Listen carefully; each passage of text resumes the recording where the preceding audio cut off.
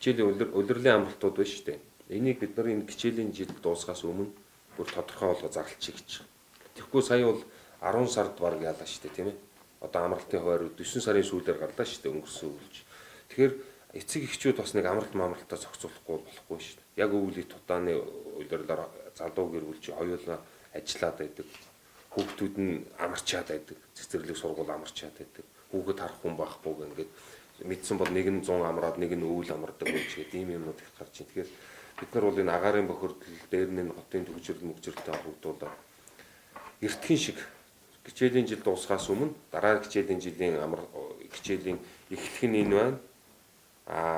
Нэгдүгээр улирлын амралт ингэн, хоёрдугаар улирлынх ингэн, 3 ингэн тэгээд эсэлтийн төгсөлтүүд энэ хавцаа байна гэдэг юм гаргачихъя гэж тооцож байгаа.